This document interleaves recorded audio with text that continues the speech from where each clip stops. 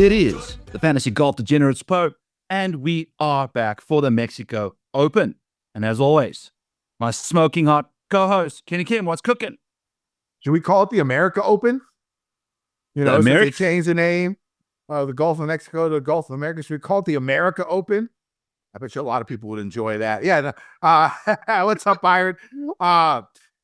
Yeah, we're ready for this week. Last week was fun. I thoroughly enjoyed watching a tournament. The Swedish robot himself with the victory, but we'll talk about it in a minute. Why don't you go over our sponsors there, my friend? Absolutely. And as always, the show is brought to you by Underdog Fantasy. Use code Mayo for up to $1,000 deposit bonus on your first deposit over there. We were cooking with Underdog last week, Kenny, on our pick'ems. We went two. We hit two winners. One of them was a bit of a push, but we hit that. No, what the push? We still won. So we went 3 of 4 last week. I know Byron went ahead, and I was been on a underdog slump here recently, and so Byron sent me some plays, and I just tailed him the first 2 rounds, and of course those first 2 rounds won. You'll find those picks on my X feed at KendoVT, and I'm sure you'll probably start posting them on your X feed. You don't need to send them to me anymore at the Model Maniac. But Byron went ahead, won the first 2. Got shut out on round 3, but we came back in round 4 with my pick and the winner. So a 3. I didn't even realize that. Let's go, Kenny. All right, you didn't even see that one? Yeah. No. Yeah. So we hit 3 this week. 3 posted plays out of 4 on Underdog, and that's pretty difficult to do for 3-legged parlays. So solid week on Underdog. Got a bunch of my money back. Actually withdrew a little bit of money for the first time this year on Underdog, so that was nice. Aberg out there just killing them. Maverick McNeely out there balling. It's funny. I talked about it a couple weeks ago, or maybe it was even last week. I said the waste management. You had him. Mav is going to contend in an event again before the Players. I didn't bet him. I probably should have with the places. That would have been nice. I've been shut out on the each ways and the out for the last 2 weeks. Yeah. I haven't hit an outright since Nick Taylor at Sony, so we're due. And this is a tough one to do since this field isn't that great. And usually when you see fields of this type of ilk, it brings a lot more golfers into the fold. Like I've already seen betting cards where it's all over the place, right? Not too many of the same people betting the same people. Right. So we'll see how this goes. Should be fun. But last week, I mean, let's speak about Oberg, the guy out here balling, playing exceptional golf, that his driver is just such a weapon out there. Any driver heavy course that plays difficult, I think you sort of have to always look at him. We talked about him. We said he was our favorite GPP play in the 9K range last week. So there was some good involved in last week. I know you like Patrick Cantlay. He had a nice little top 10 finish. So we're getting into mojo. We just got to get these betting cards a little bit better. It's been a couple weeks for me. It's been a little bit longer for you, Byron, right? Yes, it has, Kenny. It has been a long 2025, and it actually also stems over from the RSM as well. But we'll chat about my betting card. We're going to have some real talk again. It's been a very, very, very rough start to the year, but we're going to kind of walk through it, figure out look back on it, see if we can do anything different, maybe learn some things about variance in golf along the way. I've got some interesting nuggets that I did for some self-therapeutical purposes to just see if I was in fact being a complete moron betting the guys I was, but it seems like the more rounds were the people I bet on. So we'll get to those guys here shortly. But Kenny, Ludwig, 4th off the tee, incredible stuff. I think at one point, the majority of the top of the leaderboard, if you just look at these guys, this week was the week to have the guys with distance. Everyone without distance was pretty much no dice this week at the Genesis, compared to the Farmers, where we had a few other different, players making their way to the top of the board there, Kenny. Yeah, we'll see. I mean, last year, I just, looking at the leaderboard, I know the first couple of years of this event, it was all bombers, all long iron specialists. I think you still have to look at the long iron specialists, but if you look at last year at the Mexico Open, there were some shorties there. Again, it's only been 3 years. Sample size. Yeah, I'm talking about Torrey. Oh, Torrey. Gotcha. Wait, I'm so confused about what you were talking about. I'm not even like stoned or anything. I just wasn't paying attention to anything that you were saying. I So was my like apologies. going so deep into That the happens all the bucket, time. whatever. I It is what it apologize. is. It's not like I'm doing it on purpose. I'm looking up something or something like that. So I try to follow what you're saying and I miss it. Repeat what you said so I can go ahead and get back on track. I didn't even remember what I said. Something about the distance and how that was a almost direct reflection of where you were on the leaderboard, unless you were playing badly in other areas. But it's not that big of a deal. For Torrey, yes, for Torrey. Yeah, Yes. for Torrey Pines. Yeah. But And supposedly you're going to see something similar this week, right? Basically, we can continue with what I was saying. You're going to see something similar, like I said, this week with length being, premier stat to look at and 200 plus irons. Now, if that's really the case, I mean, it's only been 3 events. We shall see, because if you look at last year's leaderboard, it wasn't as full of bombers as it was the 2 previous years. I still do think that you have to look. It still helps, but we'll have to see. Other guys who played well last week, Finau, another guy who I loved last week. I again, a guy who said I would have bet if I didn't bet Rory, and Rory, of course, I don't know what happened to him putting the last couple of days. Still solid ball striking. Just I couldn't make a putt to save his life over the weekend in particular. Yeah, but I mean, I thought the event was fun. I thought the coverage was good. I thought the ending was great. I thought Mav coming in and doing his thing. I mean, I know everyone's giving Maverick a little bit of some people are giving Maverick a little bit of shit because of his dad, right? Now, here's the thing. Like, not every son thinks like his father, right? I know for me, like my dad was a womanizing alcoholic who loved golf and gambling more than his family. Okay, that's not the best example, but you get what I'm saying. Not every son steps into the forefront, footsteps of his father. So you definitely got a toe or two in there, though, Kenny.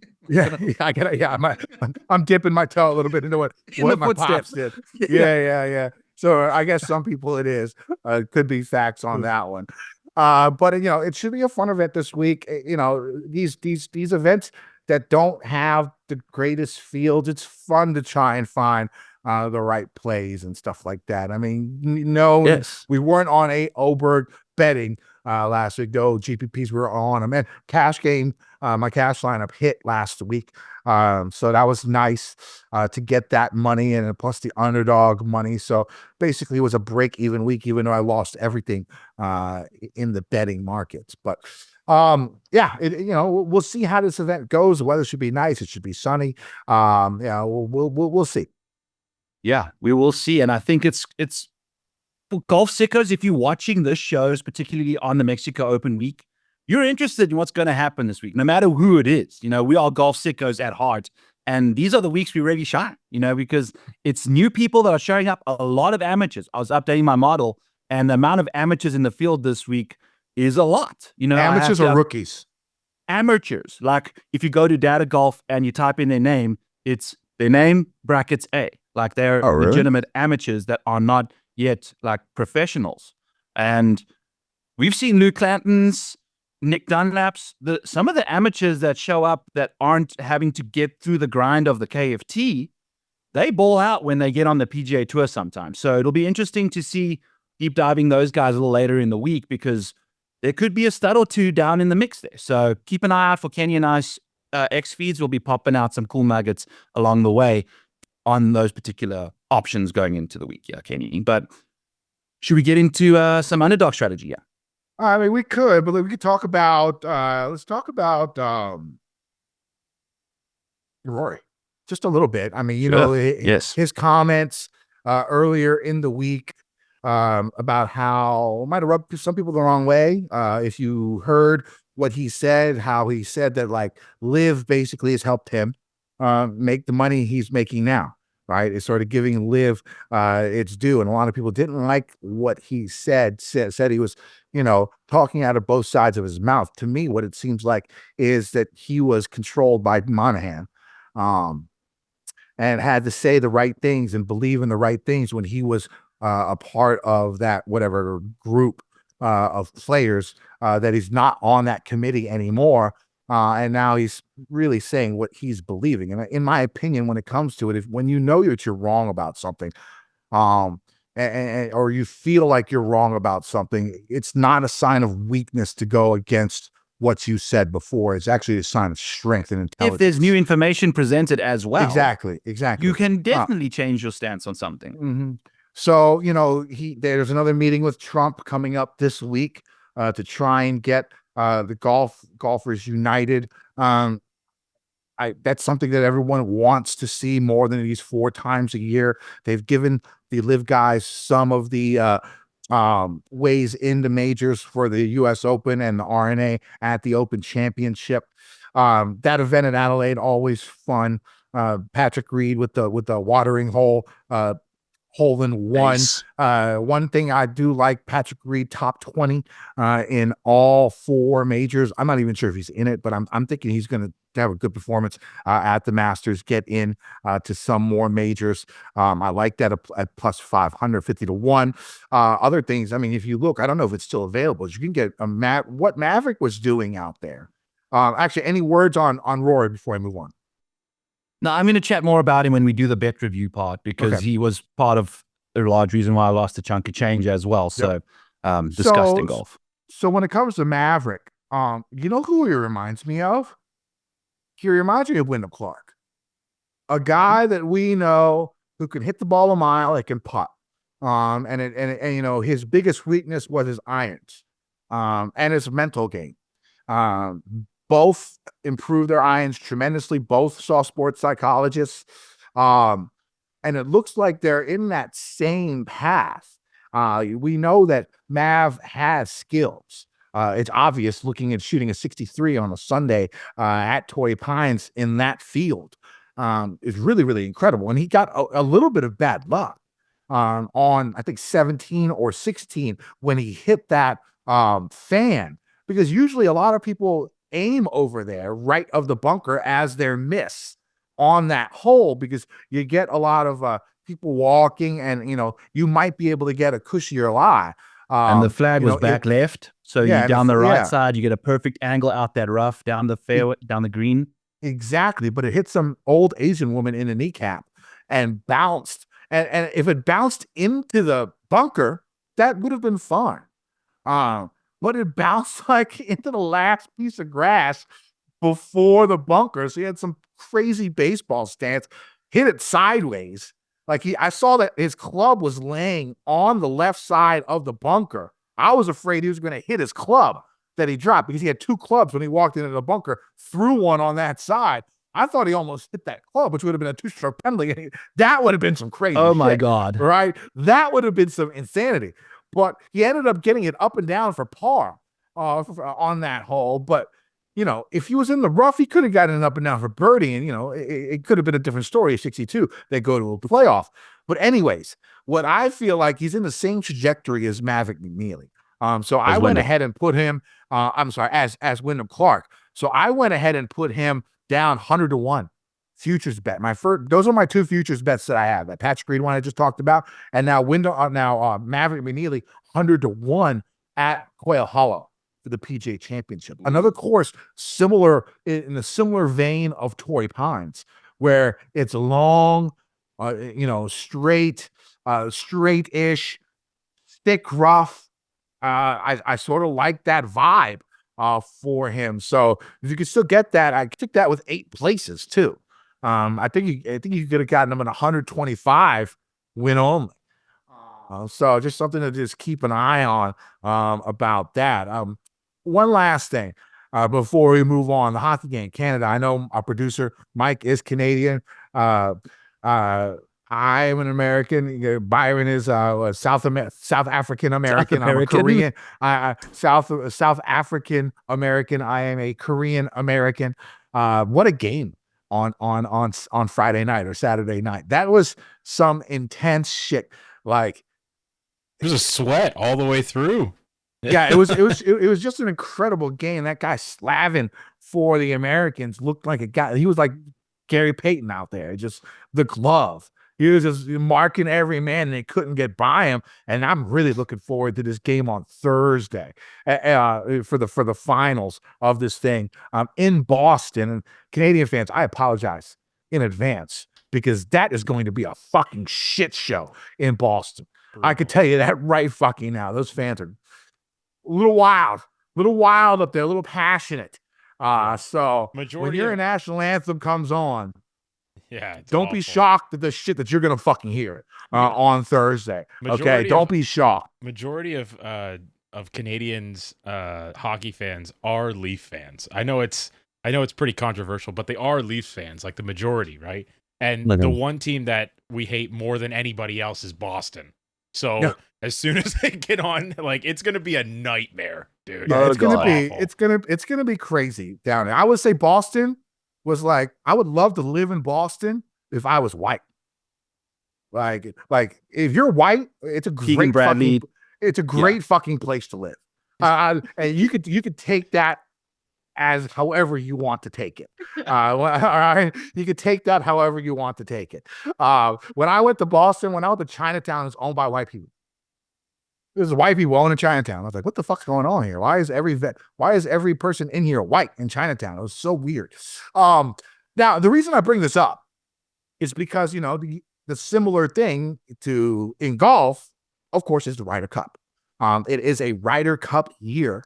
And it's just, I think it was just so smart by the NHL to bring this type of atmosphere, especially in this politically charged situation. Like, they didn't know this was going to happen. So it was sort of luck. Yeah, the whole with the Trump and 51st State and all that wildness and stuff like that. So it just sort of, everything stepped into place. But when it comes to golf, the closest thing we see for this is, of course, the Ryder Cup. And we look at the winners of the Ryder Cup in the last, beginning of the season. 4 out of the last 5 winners probably on the European Ryder Cup team. So it's early. They could be peaking too early.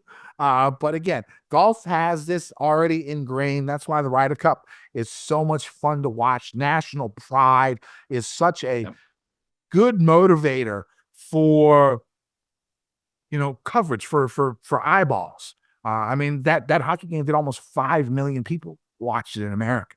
I mean, that's a lot of fucking people for hockey, right? I mean, for hockey, that beats NBA, that beats baseball, right? I mean, it beats golf. Now, I'd like to see what the ratings are for this week, because I bet you a lot more women watched. With Oberg being on top of the leaderboard, you're going to get that female crowd that's going to be happy, and they're going to watch it with their mans. Right. When he's on top of the leaderboard, chicks wish they were on top of him, Exactly, right? Exactly. But looking forward to this Ryder Cup right now because of this. I mean, you're getting like really decent odds on the Americans right now. I think it's like plus 150 for the Euros, and I think it's minus 140 or something like that, minus 130 for the Americans.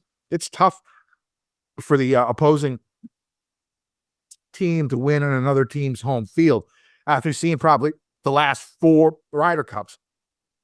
Do you think this is the year it happens? I think it might be. I haven't made the USA bet yet because I'm tempted to take the Europeans. What do you think? Yeah. I mean, Luke Donald, it's not often you have the captain go back to back. He knows exactly what he's doing. Go ahead. Him and Eduardo Molinari, Dodo has his own analytics crew company. And he is a big reason why I think at Le National in France, the first hole was so weird that the Euros won that at a crazy clip. And it just immediately set the tone for all the matches. So he knows exactly how to tailor holes and things like that to players and the analytics they are bringing. And what the issue is, hopefully Keegan changes this up, but historically, I have had big issues with how the USA team uses analytics. Like last year, they never even put Patrick Cantley out there for best ball, like where you got, just trying to make as many birdies as possible. Cantley led the PGA Tour in birdie rate that year. Like, you're literally leaving the number 1 birdie maker off your team. So there's a good chance, Kenny, that they get waxed if they don't come to the party with the analytics and the right decisions. Yeah. Of course, the wild card is Keegan Bradley. He is not your typical, hand-me-down captain that the Americans have had the past year. Zach Johnson's horrible. And he's going to be a player. He's not even going to be the captain. This is what I'm saying. Is like they could be planning for him to be the captain the whole year, and he's going to want to play in this thing more than he wants to be the captain. But then you have to think that he's going to leave his imprint with his vice captains and stuff like that for what he wants. I'm sure, but it's not a perfect situation. That is not ideal. Who knows? Who knows if it's not ideal? The last time it happened was Tiger Woods, the President's Cup, and I don't remember how he did, but I'm pretty sure we won. Right? So again, different mind thinking because it's a President's Cup. It's a little bit easier. So looking forward to the Ryder Cup. It should be fun. It's in Bethpage Black. I don't think I'm going to go. After going to the President's Cup, viewing it live just isn't that great. I'd rather watch it probably at home on the couch, but we shall see. All right. So what are the greens like at Bethpage, Kenny? Sorry. Like, are they the greens? Because the turtleback greens out in Montreal were terrible. They were atrocious, dude. It's not good, but Bethpage, it's like a flat golf course, like Torrey I'd have Pines-ish? to dig into it. I'd have to dig into it. It's been a while since I've paid attention to where Bethpage is. We only see it on tour maybe once every couple of years, once every 3 years. I know they played that FedEx Cup event there a few years ago, but I'm not really sure. Kenny, one more thing before we get out of here to pay some bills. I wanted to ask you you mentioned that they're trying to put these best golfers in the world together more often than just the 4 times a year. Do you think like it is nice to have that? But when I was thinking about like World Cups earlier and these kind of 4 nations type things, when they happen so finitely that you don't often get them, like you really appreciate them, like what amount of, is it once a month too much? Is it perfect for like everyone being together, all the big names, or is 4 times a year like probably could have 6? Needs to be a little bit more. I think like 6 to 8, because they can add 2 to 4 more events a year with those guys all in it. I think that would be enough to bring more people back and to watch those type of events. But I bet you the ratings this week will be good. And when Rory won a few weeks ago, I mean, they did 3.5 million. So, I think it just depends on the event. And another thing talking about it, I know how everyone hates these signature events, but 80 person to get down to with a cut to get down to 50. I thought it worked great this time around, especially for the TV coverage, because you're on the weekends, you're having twosomes instead of threesomes, which I think actually makes the play go faster. Also, I think No Laying Up tweeted out that Harris English's group took like 5.5 hours, and this time around Harris's group went 4 hours flat. Like it's literally almost 20% quicker. So I think what you're going to have to deal with is in these events, large events, full field events with a cut, you're going to probably have to go 3 until you've reached good peak sun time. When the sun goes down at 8:30, then you might be able to freak something. But if you have like 86 people that make the cut or something like that, or 78 people that make the cut, I mean, having 40 groups, that's sort of tough to do. So if they could just add a cut to all the signature events and have like an 80 to 90 man field and go to 50. It seems like it's perfect, and it seems like that's the niche that golf needs to get to, especially in these big time events. I know people are going to bitch about more people should be involved, blah blah blah. I mean, get better. Really, that's all I can say, because I mean, if the product is going to be that good with that limited amount of people, because I mean, like we saw so many more shots. It seemed like. I thought the coverage, CBS always does it better than NBC. Now we go to NBC for the next 2 months, which is, we'll see and see if there's any next thing is CBS is the Masters. Yeah. So, but it's just something that I thought it worked really well this week, and the leaderboard is great. You had Scotty, you had Rory, you had Finau, you had Mav, Mav was like the new star. They really, really tried to push Mav on Sunday big time. because he was out there going low as hell. And so I know it's gonna turn people the wrong way about these signature fields, but I think it's working as long as we have a cut. If we can go an 80-man field and cut it to 50, and I think that really is the perfect niche.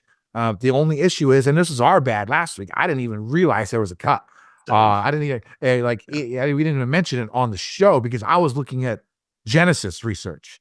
I was not looking at Genesis research. Farmers and US Opens and stuff. I was looking at Farmers, and of course my Farmers notes don't have anything about a cut or nothing. In Genesis, of course, the last few years it's been Tigers tournament, it's been a signature event that has had the cut, and so that was my error. But it's Tigers event, Bay Hill, and Muirfield Village, Jack's event. Those are going to be the 3 events that we have this year, where it's going to be 80-man fields with a cut to 50. And they really, really need to think about doing that for every single signature event, because it just makes the coverage better. It makes the TV better. It makes the flow better. It's something that I think the that product has to change. Better. The competition really on Thursday and Friday. Lucas Glover, Kenny, laid up from 104 yards on the final hole. He laid up short of the water from 104 yards away. Why? Just to make so the cut? that he could make the cuts. So he didn't make a double. He made a bogey or whatever. And he's like, that's a blue collar. And we've already seen, we saw CBS try and make the cut a big deal. We saw a couple weeks ago with Luke Clinton. I mean, they showed every single one of his shots, and that was must-watch TV. Yes. Right? Yeah. I mean, that was really, really engaging. So it seems like they're trying to learn, and they're listening a little bit. Even the coverage, that one screen that they have where they show the animation of where the ball, and then they show the little red landing area. I thought that's really, really cool. So it seems like at least CBS is trying, and they're attempting to listen to us. And I think it's going to reward them when it comes to viewership. I do think they're going to get a pretty big number this week for the Genesis. But that was my take on that. And that's without Rory and Scotty being inside the top 4 again. Remember, Justin Ray pointed out, it's the first time we've had Rory and Scotty inside the top 4 entering a Saturday. Well, let's talk about Scotty then, because I watched his whole round. It was great. Featured group, Rory, Scotty. You get to watch every single shot. I watched all of his shot. It literally looked like Scotty played like ass. Yes. It looked like he was so good. It looked like he was playing horribly. Right? He couldn't hit a fairway. It was just incredible golf. He shot 66 doing that. I mean, I don't understand how he did it, because just from the eye test, it was he was just looking bad. And then he had that interview afterwards where he said, he said last week he was sort of pressing because he wanted to get back, and this week he just sort of played his game. And it almost pulled out. He had that bogey, I think on 7 or something like that. It really derailed him. But it's incredible what he does on that golf course. He made Rory look like shit. That was not, and the thing is, Rory, in those big moments, man, it's that thing again, right? I mean, in those big moments, I mean, this is a pretty big deal, playing with Scotty for the first time ever in their career on a Sunday, 5th or 6th final group, still in contention, because the last couple of winners at Torrey were 5 back going into the final round, and that's where these guys were. But and we got to talk about Patrick Rogers and Denny doing their thing. I think both should win at some point in time, but man, it's sort of getting frustrating for them, probably. Yeah. Denny was hanging on by a thread, Kenny. You can't have his skill set and do it for 4 days, the juice. He was also one of the most inaccurate guys off the tee all week.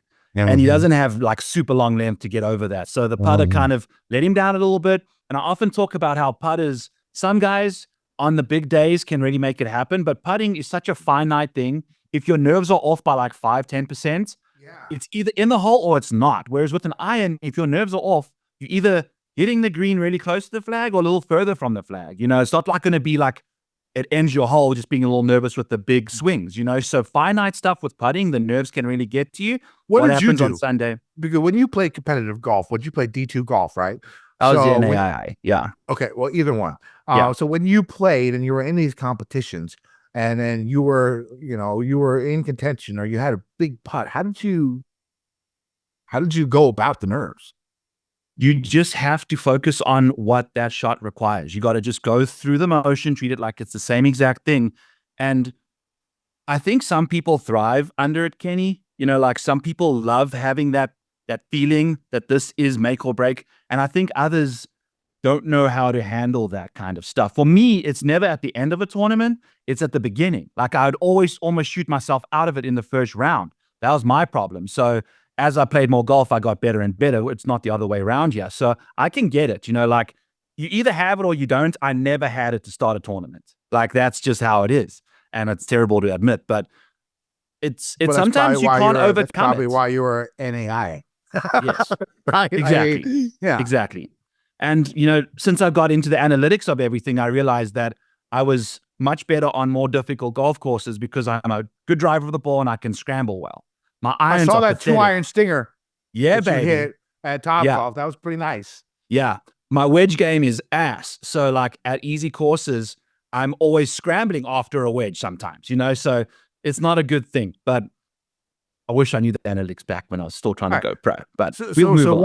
One thing I do want to say before we move on is that, of course, the Custody Awards is going to be live. June 7th looks like the date at something called the Deck or something like that in Toronto. The rec room Yeah. In Toronto. I will definitely be there. Byron is trying to figure out. So we need to all guilt Byron into definitely coming, saying, fuck the wife and kids, and just come to this event because I want to play golf with him. I want to go to Toronto. I want to play golf. I'm going to hit up Jeff, see if he can't get onto his club one day. And so I want everybody out there to make Byron, guilt Byron into definitely going to the Custody Awards because I do want to play some golf with my South African brethren. And of course, Mike, my Canadian brethren, who is just picking up the game and now is falling in love with it. Those are the best type of people to play with, right? The guys who are trying to get into the game and learning, and it's just such a joy when they hit like that one shot, right? Isn't that what golf is about? Like when you go out there, when you're a 15 handicap like me or a 25 handicap like Mike, right? You know, you go out there and you hit that one shot and you're like, wow, yeah, it's such an amazing feeling, and I like sharing that with as many people as possible. So let's all guilt Byron into coming onto this trip, and you guys should come too. There will be tickets available, something between $20 and $30. A ticket to watch the Custodies live, to see Jeff, Cam, me, Pat, hopefully Byron, all the crew come all together. So it should be a fun time. Make sure you go and check that out. Yes, let's go. But don't guilt me too hard because I might land up getting divorced just to make sure that I make it over that's there. Okay. It happens. To lose custody of my kid. Again, what's a kid? I mean, geez, it's not that big of a deal. Exactly. I was saying hopefully the latter first before I lose custody. But anyway, let's pay some bills for my divorce attorney. You need me to talk to your wife. I am the best salesman ever. I know. I will talk to your wife and I will lie. I will say we'll be doing really cool I know you are the best salesman ever, but I don't trust your product. Doesn't have anything to do with strippers or anything. Just good, wholesome, brotherly love, basically. It is how I would sell her on that, and how much, I consider Byron a brother and a friend, and I don't get to see him that often. And this is just a great event that we can come together and meet up and see all of our guys, because Byron works hard for the money. He gave you that seed. He pumped you full of that shit, and we came out with this thing. He did the work that he needed to get done. Right now, after 6-7 months of diaper changing at night, 4 a.m. feedings, you're gonna have to be doing a lot more of those. And don't even mention anything. Just start doing it more. Right, just so you can get it in the wife's mind. They're like, wow, Byron's doing a lot of stuff for me. Like he's doing a little extra, and then you find the exact moment to ask, right? That's the way you got to get it done, all right? Kenny, I got 2 months of paternity leave coming up in March. So I'm going to be home with the baby doing golf content and full-time babysitting for 2 months. There you go. So there you go. who knows how that goes? But as you said, there's lots of expenses to be paid. So let's pay some bills, baby. Underdog Fantasy is the easiest place to play fantasy sports. It's also the fastest growing fantasy app in the industry. I personally like the pick'em games. Pick whether your favorite players will have a higher or lower stat total in this week's game for a chance to win big. Can win up to 100 times your money in a single night. Pick between 2 and 5 players to build a pick'em entry. Can also make rivals picks, which pits 2 players against each other. Now, the reason I like the pick'em games is because of these things called scorchers. There's these little chili peppers next to the golfers' names, and if you click on that, it adds to your multiplier, so you can win even more money.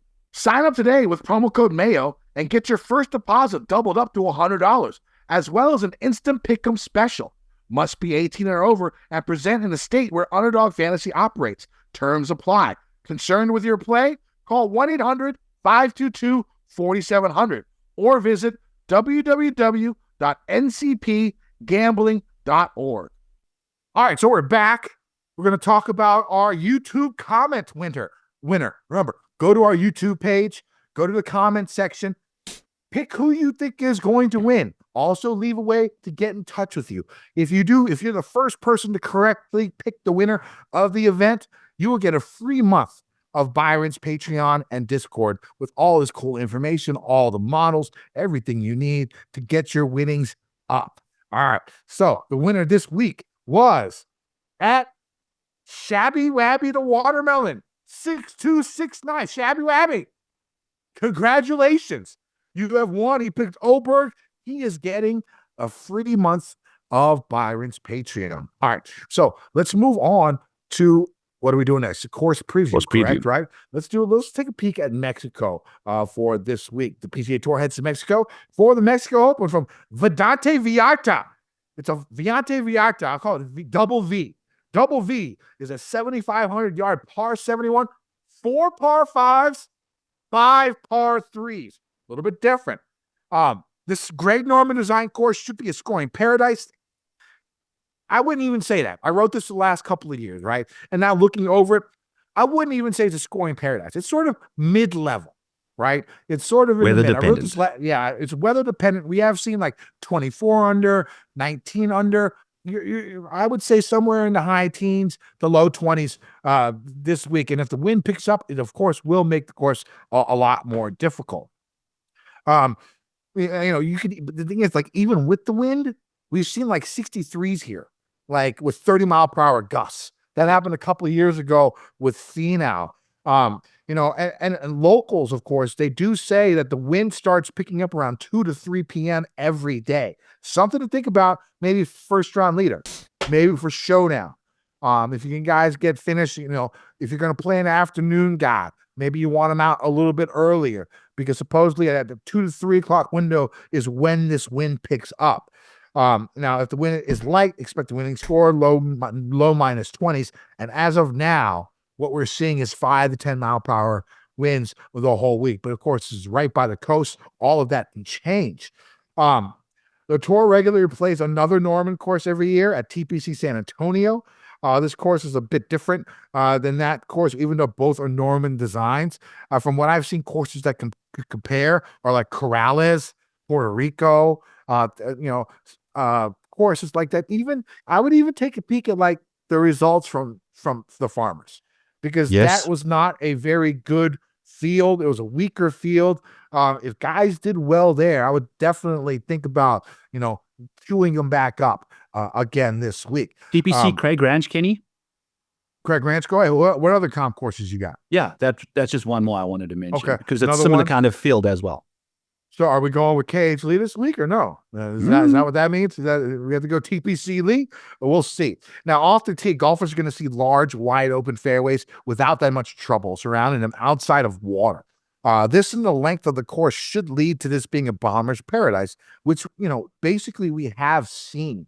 3 years ago, we saw 7 golfers in the top 10 that were high up in driving distance for the week. 2 years ago, 9 of the top 10 were very high in driving distance for the week. Last year, we saw a little bit different. It was not, I would say it was about 50-50, where it was some short, Justin Lower was in there. Other guys who were shorter were definitely in contention. But again, first and second last year was Knapp, and I think Sami Välimäki. Yeah, Välimäki, and they both give it a pretty good pound out there. Now on approach shots, golfers, and Jaeger was third, right? Välimäki's not super long. Jaeger was third. So first and third are, guys who hit the ball pretty freaking far. On approach shots, golfers going to see above average size greens with water and sand surrounding the greens. A good amount of water on this course. Greener regulation will be decided by the wind.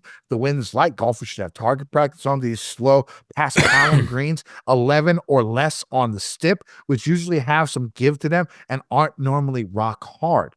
If it's windy, you're going to have to move up around the green play in your model. And of course, the weather looks like it's the main defense of the course.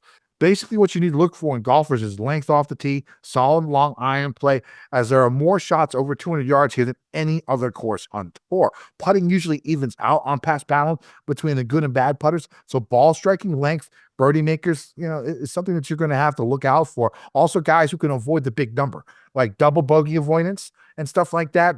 When it comes down to it, with water on 13 of 18 holes. Now, again, if you're going to play, now here's the thing. Everyone sort of has that idea about this course being bombers 200 plus, right? So they're going to have like a set group of golfers that are going to be chalk just based upon that, right? The Kitayamas of the world, maybe even the Michael Kims, other golfers. Rasmus Højgaard. Other golfers of that ilk. If you want to get different this week, the Michael Kims are probably what you're going to want to look for, right? The guys who aren't as short, who are shorter off the green, but they hit a lot of fairways. They can, they're good with the long irons and they're good around the greens, because of course the longer you hit, the longer iron you have, the more likely you're going to miss the greens. So I would definitely keep an eye out for pivots in that range where, they don't qualify for the bomber and long iron, stud that 98% of the people playing are going to be looking for this week. Yeah. In DFS. Yes. If you kind of thinking, because typically when you go betting side, you want to be a bit more chalky, Yes. Because it's you versus the books, and that's the easiest path to success. Yeah. But to get pivoty, absolutely. I think, discovered that that's the way to go about it for sure. If there's an elite thing that you do that could be under the radar. Yep. All right. Bets. Who you got? Bets. Kenny, I've got. Let's talk about it. Go introduce our boys at Kickback. Kickback Golf, baby. I got the John Daly Arkansas jersey going on here. I was rocking the 2-iron Stingers in the Augusta jersey at Kickback Golf. So use code FGD15 to get yourself 15% off there. I'm going to be doing more promos for them too. I might have even less clothes on. I might even have more. Depends how much you guys send me in the comments there. But always use code FGD15 for some amazing golf wear over there with all the different kinds of jerseys over there. It's awesome. The Scotty Scheffler ones for 2024 Augusta and the 2022 Augusta. So whichever one you want there, you can get that. And all the alma maters for all the different golfers for NBA jerseys and MLB jerseys over there at kickbackgolf.com. Use code FGD15 to look as good as me on a driving range in the middle of the winter. Anyway, Kenny, let's chat about last week a touch more. I know that it's never fun to lose money golf betting or betting in any capacity. And it's never fun to lose 35 units in a year, which for me is incredible. So you've lost 35 units this season? This season. It is one of the craziest downturns I've ever seen. I've been profitable betting placements and matchups for 3 of the last 4 years. So this is my jam. I've always preached it.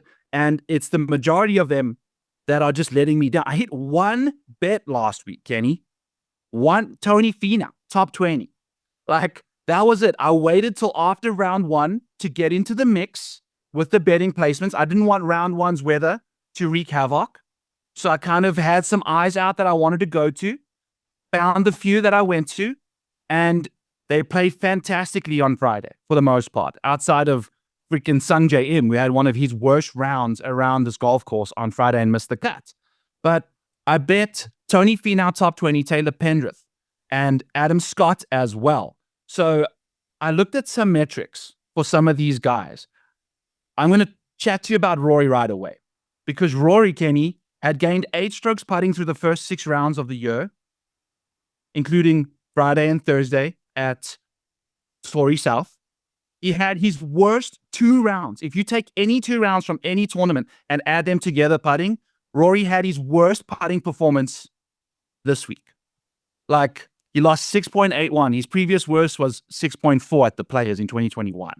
Like, so literally the 2 worst putting performances you could have ever wished for. Top 5 bet was minus 300 at one point over the course of the week. Goes into Saturday, that top 5 bet just doesn't cash. Then I bet Russell. He was 6 going in the Yes. Sunday too.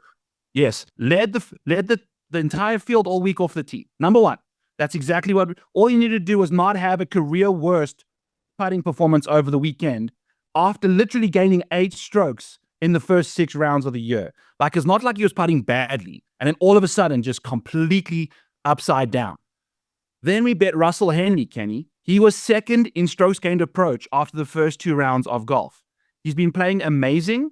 He's played well here in the past. He, in the first 2 rounds at the Genesis Invitational, had his best approach double pair of rounds. So 2 rounds of any tournament since 2020 at the CJ Cup. It's been that long since Russell Henley has hit his irons that well. The next 2 rounds, he goes ahead and has his worst ball striking performance of his career, essentially, in my database. He lost 7.1 strokes ball striking over the next 2 days and lost 5 in one single round on Saturday when I bet him for a matchup. It's his 2nd single worst round he's ever lost strokes on when I put him in a matchup against whoever. And these are like crazy outliers. It's basically crazy the outliers. point that you're, they that you're career saying. worst, Yeah. career worst numbers after showing some career best performances exactly before that. I mentioned Russell Henley was 2nd in strokes gained approach, where I bet top 10 and a matchup on, and he lost it that day. Sam Stevens was the guy that was beating him in strokes gained approach over at the first 2 rounds. He had his 2nd best career pair of rounds, Sam Stevens on approach. Then goes ahead and has his 3rd worst ever career 2 rounds after that. Yeah, that's crazy. Like, it's just bad luck. That is literally it. Like, if you're going to bet on someone and he has his 2 best career rounds and then immediately follows up with literally the opposite, like, that is just... So like, in your that's fucked opinion, up. now here's the thing. Like, when you do this long enough, you're going to go through slumps. It's a natural thing. I mean, golf betting is not easy. It's hard. I mean, I didn't hit my first outright last season until the Genesis. So the first 7 weeks of the year, I didn't sniff anything, right? And I ended up the year, the season, before the fall, I had 7 outrights, and I had 1 in the fall, and then I had 1 earlier this year. So I ended up having 9 winners in a 12-month span, which is pretty good. It's pretty good. I've had 45 each ways. In that, actually more than that, 50 each ways, because I have 5 now this year, and I had 45 last year. So 50 each ways and 9 outrights in the exact 12-month span. But the 2 months prior to that, I didn't touch anything. The beginning of last year was horrible for me. But the thing is, do you think there is an error in your process, or is this just crazy outliers? I think it's got a lot to do with crazy outliers, Kenny. I've mentioned so many times where we've had bets that have finished 1 shot outside of top 20 that swung 5 units for me. Adam Scott at Pebble Beach, I would have won 5 units after adding him live. He finished T22. Remember, we spoke about Keith Mitchell, who finished T21 at the Amex. And then Max Griesemann as well. He hit that 1 shot on the final hole. He just needed to make a bogey, makes a double bogey on the very final hole to eject me out of that situation. So basically, you haven't changed what you were doing in your run of three profitable years of the last 4 in matchups. You're doing the same thing, correct?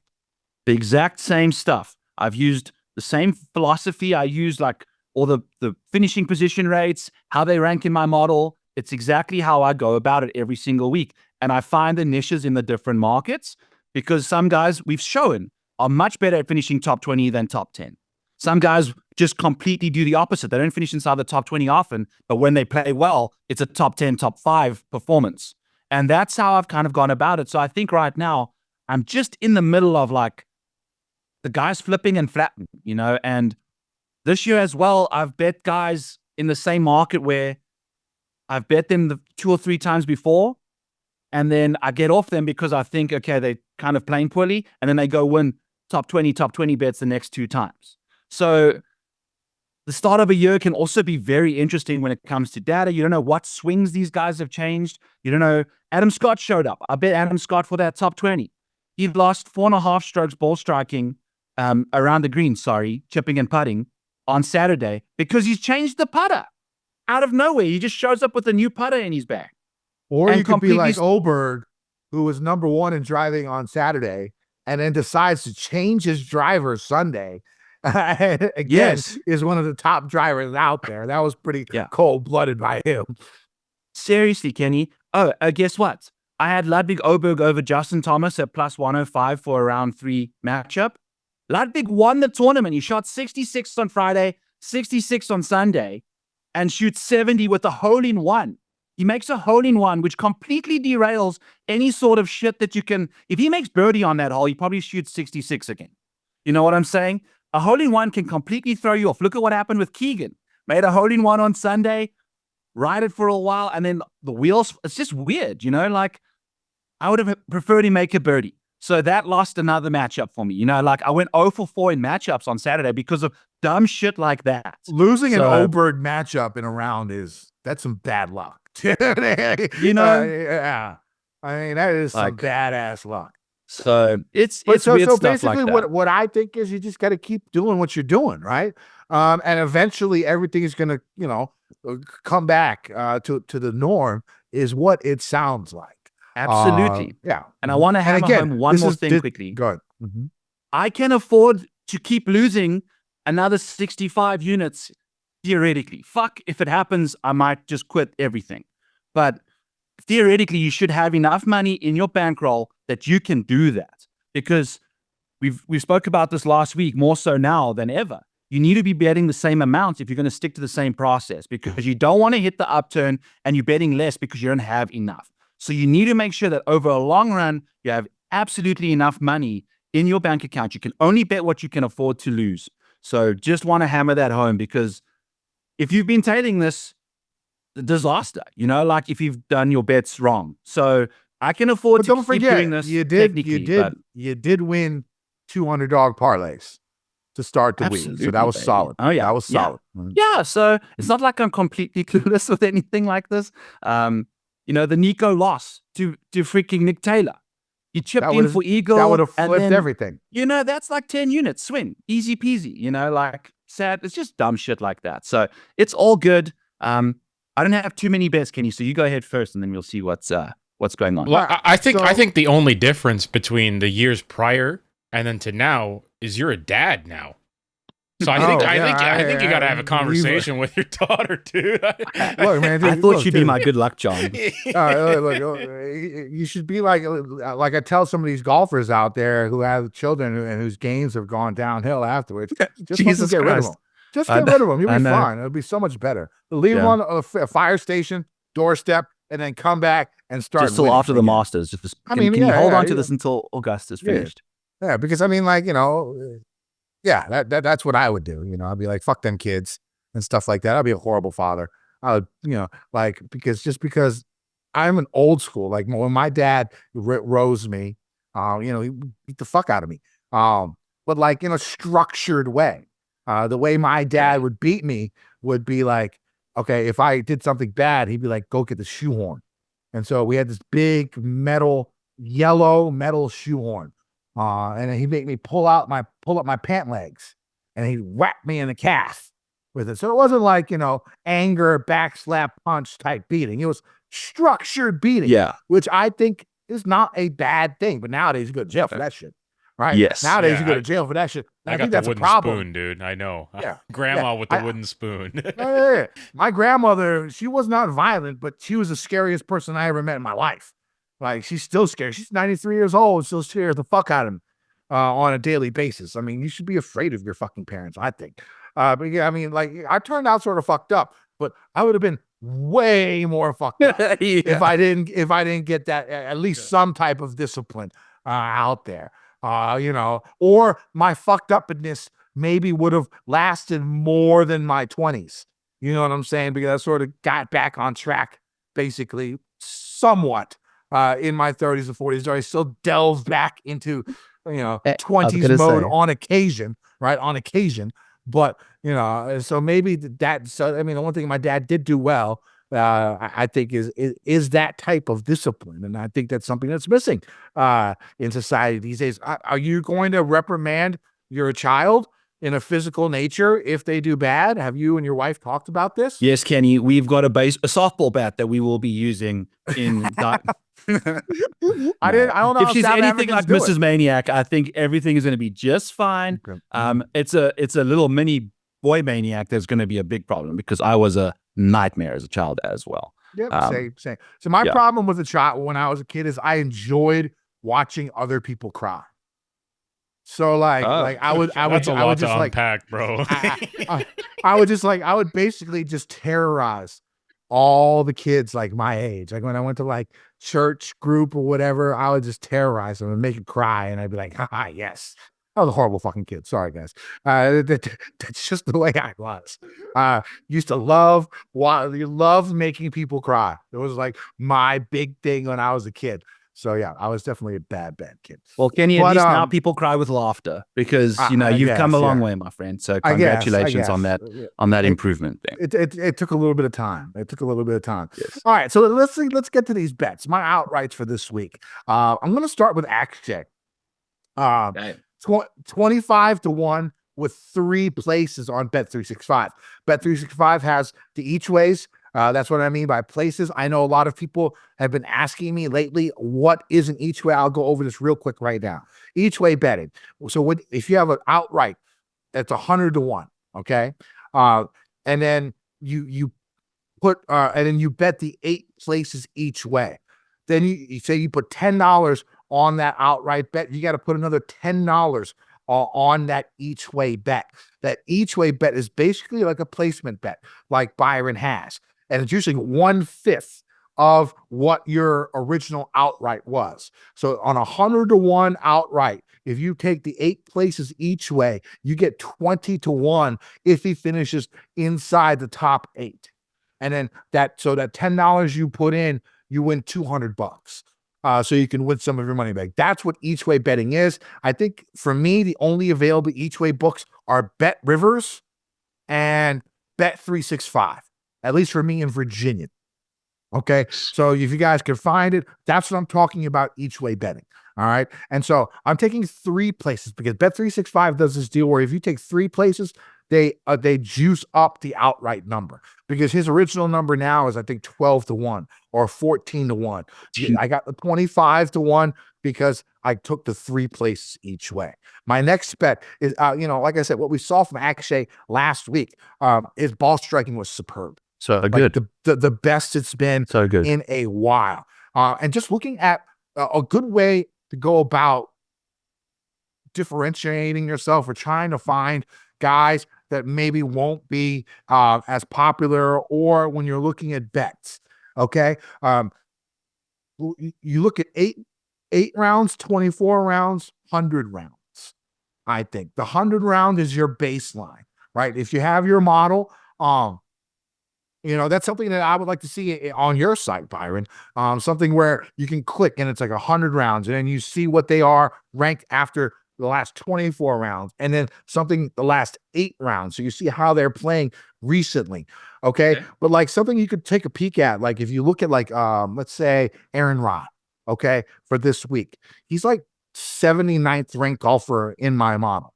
for the last 24 rounds. Well, you go to the last 100 rounds, he's like 7th in my model. And that's sort of what, for a guy of Aaron Rice's ilk, who you know that can win. He's won on a DP World Tour. He's won back-to-back seasons, DP World Tour and on the PGA Tour. You know he can win. You know he's got game, right? At some point in time, you would think that he's going to revert back to what it was, for that long baseline sample. And so that's why I sort of like Aaron Ryan this week a lot. I didn't bet him, but he seems like a GPP play for me when it comes down to it, because it's something you could look at. So Byron, maybe you could do that for the people on your model. Have something that shows they're ranking in the last 100 rounds, they're ranking in the last 50, they're ranking in the last 24, and they're ranking in the last 8. And I think if you judge based on that, like I think elite guys who've been struggling, in the last 24, if you look at their last 100 and you see what their baseline numbers is, that's probably the time where you can come back to guys where they're going to be lower owned or something like that. I'm delving into the DFS process, but it's all similar. I love that talk, Kenny. That's such a smart thing to do, because that's still a significant data point, long-term stuff, even if they've sucked a little bit recently. Yeah, and the thing is, if they're like elite guys, if they're like, top 50 in the world type guys, more than likely they're going to revert back to that baseline at some point in time. So if you see like any type of something that gives you like good feelings about a golfer, I would say Akshay is one of those guys. Like if you look at the last 24 rounds, he's ranked 80th in my model, Akshay is. And again, you go next 100 rounds, he's 4th in my model. Okay. And so the reason I bet him is because you saw the ball striking coming back, because that's been a big, big problem for him in the last 24 rounds. In the last 24 rounds in this field, okay. Now, he's definitely playing signature events and stuff like that, so it's a little bit skewed. But in this field, he's 95th in strokes gained approach and 103rd in strokes gained tee to green in the last 24 rounds, right? And when you look at the 100, let's see if I can get to the 100 real quick. There we go. When you look at the last 100 rounds, he is 23rd in approach, 16th in strokes gained tee to green. And so what I saw from him Saturday and Sunday, especially last week, I mean, he was one of the best ball strikers in the field last week. It seems like it might have come back. Something clicked, right? Something clicked. They're playing a course that's fairly similar, outside of the rough to what we're seeing this week. Just grab the driver and hit it. Right, basically that's the strategy when it comes to Torrey, a strategy when it comes to Mexico Open, and so that's why I really do like Akshay a lot this week. 25-1, 3 places. Next bet, it's going to be Alex Smalley, 35-1. I think 3 top 21s in his last 4 starts. If I'm not mistaken, he has had like a 6th place finish at this event in the inaugural edition. When it comes to numbers, of course, he's one of the ones that looks really, really solid. He's actually top 10 in my model for the last 100, and he's actually top, I think, 2 in my model for the last 24. So everything, he's playing the golf that he normally plays, except it's a little bit better than what his baseline has been for the last 100 rounds. So I really, really do like Alex Smalley, 35-1. That's going to be 8 places. Grayson Sigg, top 20s in this event. Grayson Sigg, 45-1, 8 places. Couple of top 20s at this event back to back. Couple of top 20. Had a really good finish at the Farmers, right? Now this is one of the guys. This is sort of a gut play for me, because doesn't really do like the long drive type deal like a lot of these guys that we want to have this week. But off the tee, he's supremely accurate. He's really good on longer par 4s. And tee to green, he's solid. He's top 25 in this field. A lot of it has to do with drives. A lot of it has to do with around the green play. But I like the way he's playing. I really liked what I saw at the Farmers. His off the tee game has been really, really solid. He's been hitting a lot of fairways. He's one of those guys that I do like that aren't going to be that long this week. So I do like Grayson Sig at 45-1. And then the other three guys are just bombers. Your boy, Pop Guidem from South Africa. Yeah, we saw what he did at Torrey the first time, where he was in the final group or something, the final couple of groups on Sunday. The guy hits it a mile. He's got the skills to play this course. I'm going 70-1 with 8 places.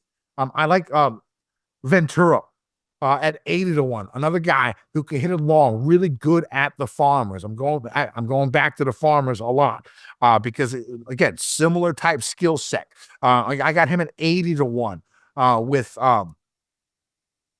with 8 places, and then Hayden Springer 100-1. He's had some decent finishes here recently.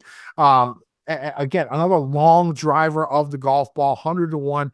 8 places. One extra thing about Alex Smalley. This is from John Hasselbauer at PGA Tout. Just 5 players in the field rank above average in proximity from 200 plus, driving distance, birdies are better gained, John's top course history, and strokes gained putting. That's Alex Smalley is one of them. Harry Hall, Hayden Springer is another one of these guys. Michael Thorbjornsen, and Eric Van Rooyen. The only 5 golfers to be above average in proximity for 200 plus, driving distance, birdies are better gained, strokes gained putting, and John's top course history. So those are a couple of other reasons why I got Smalley and Springer on the card. Who do you got? I love it, Kenny. I'll go over some names that you've had shared with me, and it's Akshay as well. I grabbed the 22 on him last night. Before it dropped. Sometimes DraftKings, by the way. Well, Mav left. So that definitely, yeah, so that's nuked that. So what DraftKings is doing now is they're dropping their odds apparently on Sunday nights. So they let you cash out as well. If no one drops out and you find better odds somewhere else, go ahead and cash that out, and then you go grab the odds where Bet365 and Bet Rivers, where you can get the each ways later, if they're the same numbers. But until then, if there's like a big withdrawal like Mav, then you've instantly just got that value on the outright side of things, and you can go and find a top 5 bet to save yourself the each way if you feel like it at the current price. But you're at least saving a lot on the original price that's been nuked since. So I wouldn't be shocked if more books started doing this, because DK is getting a lot of run from putting it out on Sunday night. And I'm sure other books are seeing this. And I think you'll see this more often. I hope so, because it also forces you to get your shit together sooner. Like if you're not ready for the odds to drop on Sunday nights, you could miss out on some really big numbers. So Akshay 22, definitely in the mix there. I've got Potgieter as well at 80. Jake Knapp, Kenny, at 50-1. I mean, what are we doing with that number? Defending champ, he's been playing solid golf lately. I think it's down to like 30-1 now, so it's tough. So dropped all of those in the Discord. So if you want losing bets but have massive like closing line value, I've got them for you over there. Nicholas Norgard, 55-1. He's one of the at Bet Rivers today with 6 places each way. I see him at like mid 8,000s. Talk to me about this guy. How good is he? So good off the tee. Like he's really, really, really significantly strong off the tee with tons of distance. He's basically a Jake Knapp light, essentially. You know, he was one of the DP Tour guys. I see this guy at 8,500 or whatever. What's the difference between him and like Castillo at like 7,000, who was another great Corn Ferry player with a lot of top finishes who could just bomb the ball out there? Like, is there a major difference between these two? I haven't dived into Castillo as much, but I know that Norgard, at all the Abu Dhabi tournaments, the big golf courses with the thick rough, Torrey Pines type things, that's where he would thrive, So I think he's a great course fit, and he finished towards the top of that DP Tour rankings. He was like 3rd or 4th. So he's very, very solid, as a pedigree there too behind. That's how he came to the tour. Okay, top. Okay, nice. Okay. And he was like flirting with some really good form late in the DP side of things, and now has come over. Yeah. So he's at that price. I think there was some really good value in the 55. And then I've got a first round leader for you guys. This dude, Cristobal del Solar. If you want to see one of the craziest profiles, Mike, I'm going to send you a screenshot to put on here. He has some strokes gained metrics that will blow your mind. He's gained 2.8 strokes in round 1, Kenny. Okay? He's done it so well, and then he's lost strokes in pretty much every other round. So in 2025, he's played 7 rounds of golf. He sucked it up in round 1 when I laid all my money on him in Showdown, and he had his 4th worst round ever. Another weird variance situation. He then went to the Farmers and had a 68 around Torrey South. He gained 4.8 strokes in round 1. It's the only round of the year he's gained strokes. It's the first round. In the first round. He's got 10 rounds on the Corn Ferry Tour where he gained more than 4 strokes. He's got like double the amount of +4 strokes in round 1 than he has negative strokes lost in round 1. So absolute round 1 thoroughbred, 200 to 1, 6 places each way. Looking forward to seeing what he can do in round 1 and then just shit the bed from then on out. So he's the guy that shot the 58, remember, on that one course. So he's definitely got it in the tank to go low. So 200 to 1 is definitely where I'll be going over there for him and in Showdown. All right, that sounds good. Let's Cheers. get to these tiers. The 10K range. We only got 3 golfers. Højgaard, Debati. I'm just going to play Akshay. I already spoke about why I liked him. I'm not going to play either one of the other guys. Yeah, I think you got to just go with the guy that's in form. I don't mind Now, Rasmus. what about Kitayama? Do you think Kitayama's going to be popular? I mean, he's number 1 in my model, Kitayama. That's the thing. He's going to be the model guy. He's not the betting favorite, but he's the model favorite. So that's where DFS comes into play. The courses he's played well on are long courses. Most of them are a little bit more difficult than this. PGA National, stuff like that. I know that there are some people on him. He's number 1 in my model. If you want to play him over Akshay, I can't really blame you. But I just like what I'm seeing with Akshay. And I like what I saw with him in the weekend. We already talked about that. I'm going to go ahead and go with him. In the 9K range, my first cash game cornerstone is going to be Jaeger. This is sort of like the safe play. And I'm using quotes here. If you're listening on the podcast and not watching, not too many safe plays in this event with this field. But I feel like the first 2 guys I'm going with are the safety plays. First, it's going to be Jaeger, 9,600. 9,600. Again, he makes a good amount of birdies. He's good in the long par 4s. We know that he can win. And he beat Scotty, for God's sakes, right? Coming down the stretch, right? He's made all 3 cuts here, runner up here, or 3rd place last year. He makes a lot of cuts in general. I think 8 of his last 10. I'm going to go with Jaeger as my first cash game cornerstone. If you're looking at other guys in this area, how popular do you think Michael Kim will be? Like, he does not fit the mold of, the long guy off the tee, but he's not short, right? He's not short. Do you think he'll get like supremely popular? I don't know, because if he's not, I really want to play him.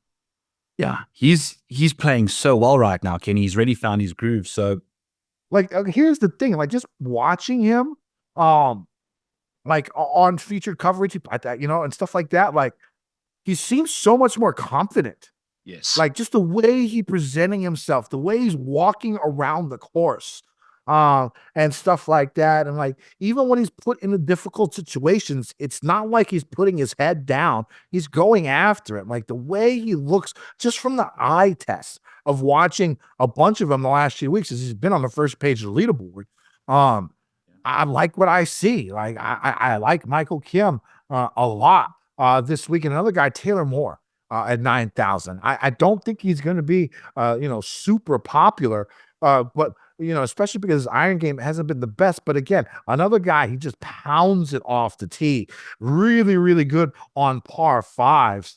I like him a lot this week also.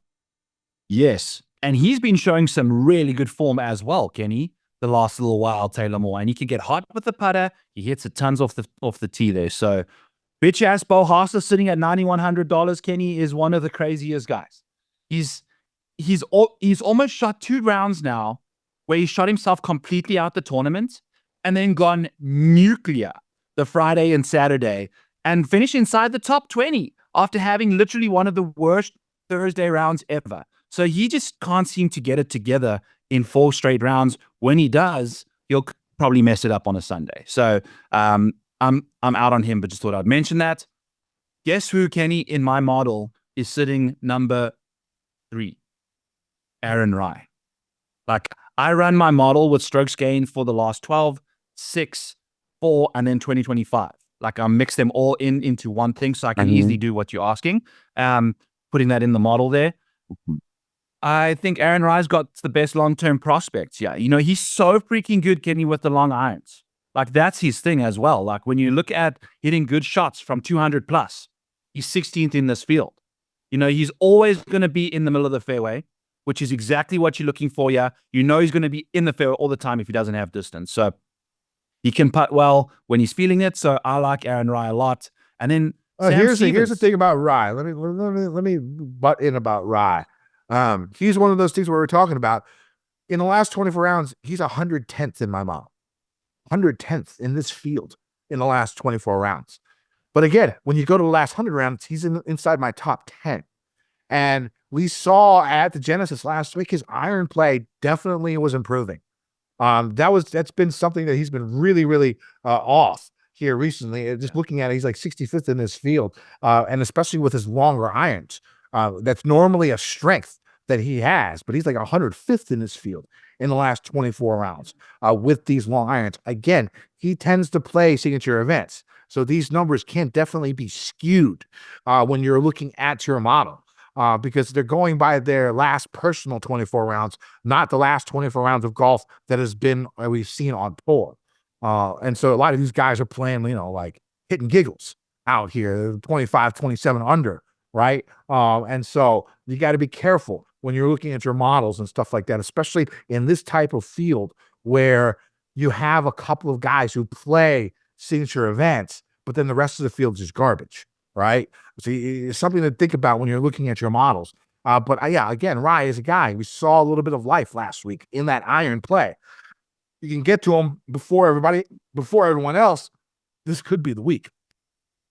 Yes, I was betting him top 20 to start the year, Kenny, until I realized he was playing pretty poorly. I think that's probably why he's been playing like ass. Yeah, it's definitely why, because I've been all over that guy, that 2-glove bandit. But you know what? It is what it is. He also finished 6th at Torrey Pines 2 years ago. You know, like, he can play well on these long golf courses, which is a great thing from him. I think also Sam Stevens is just playing so well right now. He's been incredible. I don't know what he shot on Sunday, scored it par-wise, but I know that leading up to that, he hadn't shot over par around Torrey in 7 rounds or 6 rounds, Kenny. Sam Stevens, you know?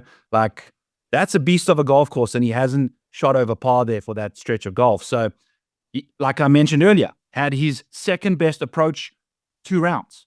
And if we can get 4 of those, or at least 3 of them, and some solid backup in that department, he's playing so good right now too. Harry Hall is a better fish play for me, Kenny. I'll be betting him top 20, most likely. He's finishing inside the top 20 36% of the time in the last 12, 6, and 4 months weighted. 0 top 5 finishes outside of the win that he had in the alternate event, which I don't include in those numbers. I probably should. But 0 top 5s. He's a top 20 guy, 1 in every 3 starts. 0 top 5s. You know, so bet him top 20. Hope he finishes 17th. Let the DFS world deal with Harry Hall, because his strokes gain numbers are nuts. They're absolutely nuts because he's so consistent right now. Number 1 in my model for safety, 12th for upside. So it's a big, big change for me in that department. In the 8s, Kenny, who you liking?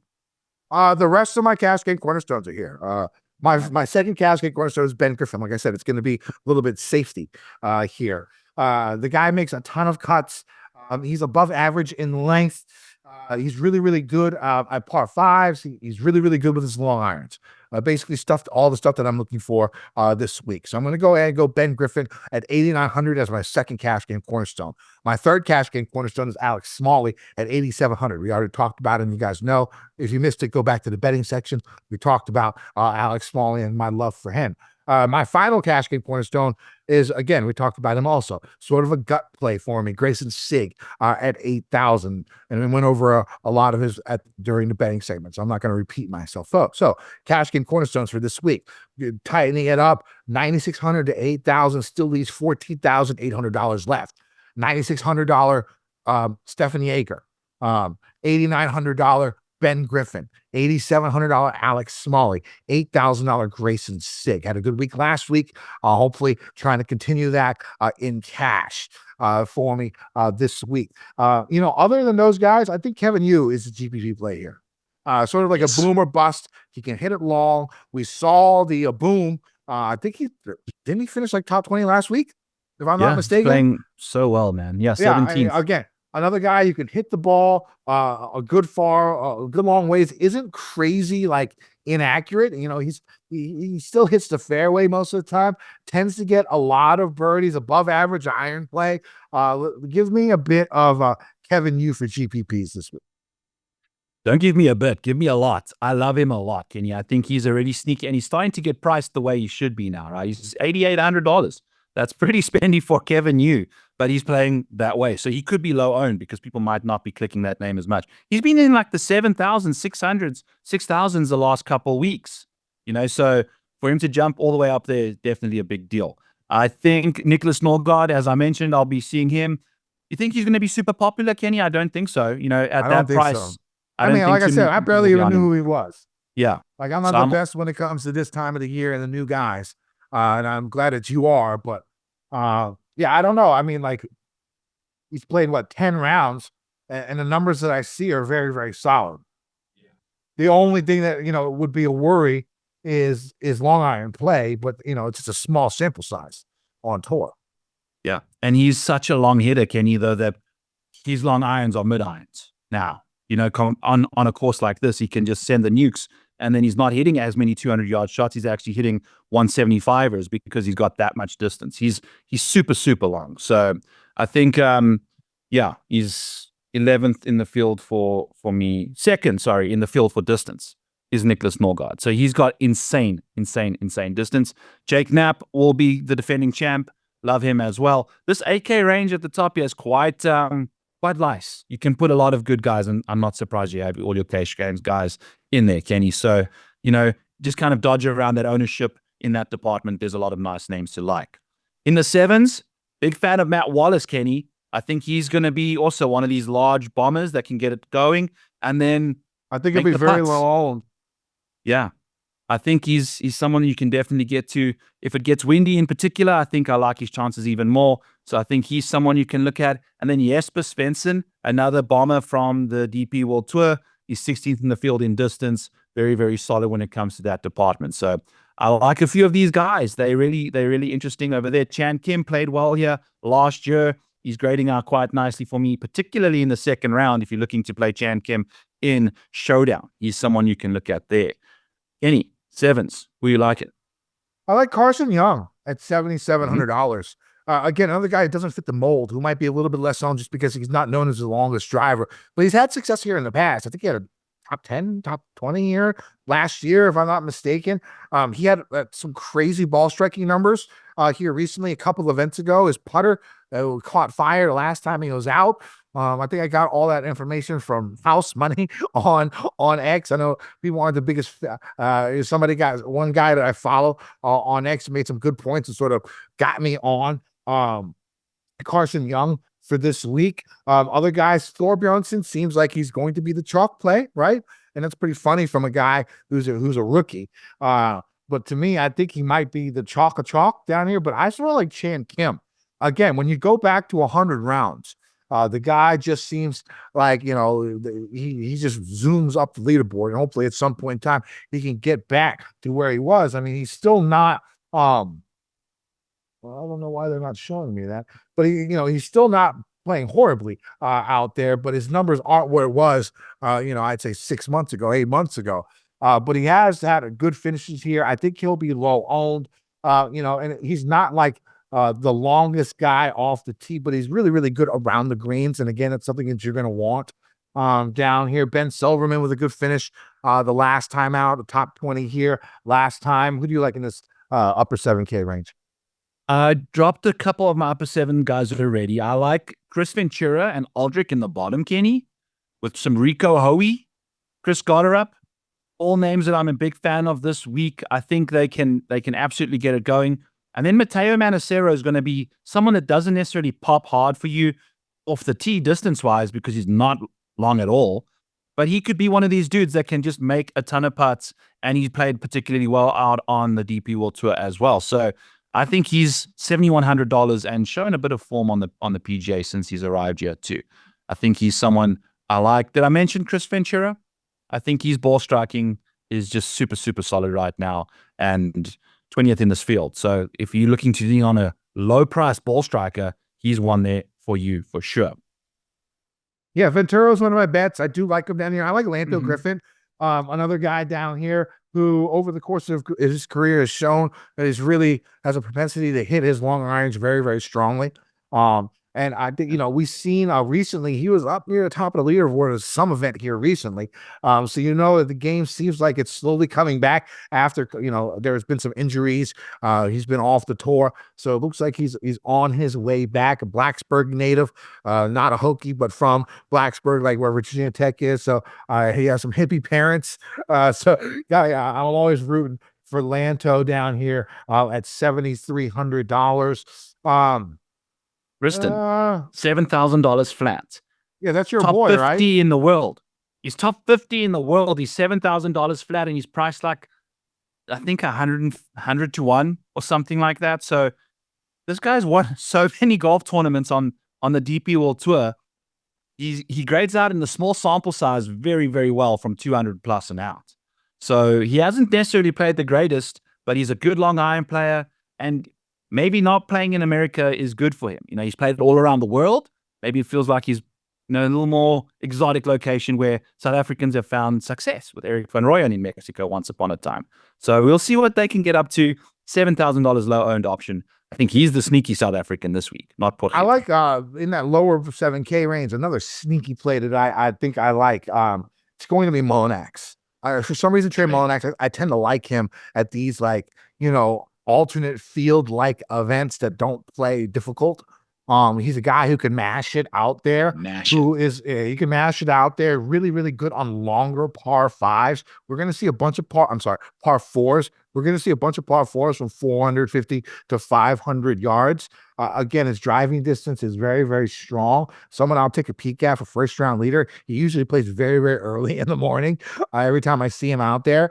So that's a guy I think you're going to get sub 5% that can go out there and maybe make some noise.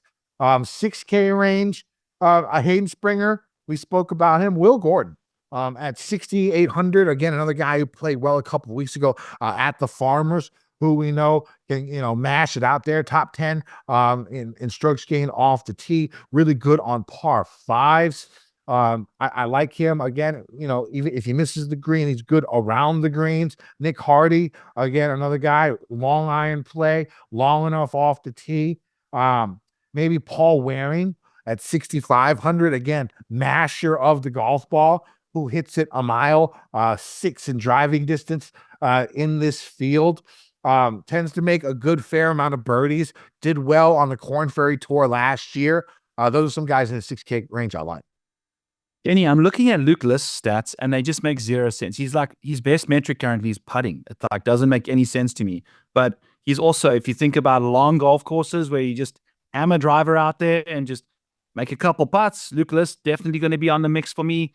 Hayden Springer, Henrik Norlander, the Paspalum Prince. Like that guy, you put him on Paspalum and he balls out. He's got some great course history at this golf course, or these kinds of golf courses on the Paspalum side of things. Patton Kazaya, another name that you kind of want to make a peek at there at $6,700. $6,500, Kenny. Harry Higgs. If things get a little breezy, he's got tons of distance off the tee and in a very limited sample size, very good with the long irons. Second in good shot rates from 200 plus and out, given however many rounds he does have in that metric. But he's very, very solid when it comes to the longer side of things. And he's gained a bit of distance and got very good on the KFT Tour. So I think he's a name I'll be taking a peek at for sure. And then maybe just throwing in Hayden Buckley. I mean, the guy literally got in through tour school, had to clutch up and make the cuts there, and he's $6,300. I think he could show up out of nowhere. If you're looking at long-term baseline, Kenny, we know what he's capable of, winning golf tournaments almost like he did at the Sony. So, yeah, those are my 6K guys for you. Tim Whiting, another guy just crushes the ball as hard as he can every time he's on the tee. Another Corn Ferry guy who came up. Is someone you could see there. He's not very accurate, but God, he can hit that ball far. Yeah. If you're looking down the cheap seats, one elite traits, all you need is to sometimes lean on him in a situation where you need him in your lineup. So, one and done's, Kenny. I had Rory. I might go all Indian who don't play for India. I'm thinking Akshay and maybe Rai is what I'm thinking. So I'm thinking the two Indians, the non-continental continentals that don't live in India, that don't play for their country, because Rai plays under the British flag and Akshay plays under the American flag. But it might be Curry Power Week. Hey, baby, get spicy in Mexico. I think that's not the worst thing in the world. I might just roll Jake Knapp out. I don't know if that's super chalky. I had Oberg. I had Oberg last week. You had him? I jumped I just jumped into the top 500 after being, that's big time. And I think there were like 500 people that used him, and I'm like 501. So that tells you where I was before. Yeah, that's insane. That's insane. That tells you where I was before. Yeah. So thank God I got that one correct last week with Oberg in the one and done in the Mayo Cup. Let's go. Alrighty. As always, you can find me at The Model Maniac on X. Go check out my Patreon, The Model Maniac. I've got a beautiful little Discord there. Some of the screenshots I've shared with Mike, you can be found in my Discord there for you guys. Catch me on Back 9 Bets, 7 Eastern on Mayo Media, live on Tuesday nights. I'll be doing additional bets there once we get some better weather updates and I dive a bit deeper into these numbers. So we'll catch you guys then for my stuff. Kenny, what's going on in your life for the rest of the week? Oh, you can find me on X. That's where all my stuff's going to be, at KendoVT. Make sure you go check out Underdog Fantasy. Use promo code Mayo. Get yourself a deposit bonus match up to $1,000. Go to kickbackgolf.com. Use promo code FGD15. Save yourself 15% on all their cool merch. Not the best field, but these are fun events. I sort of like them. I like to see golfers who we normally don't get to see that often, show their shit. So it should be fun. Let's win some motherfucking money. Los Degeneration.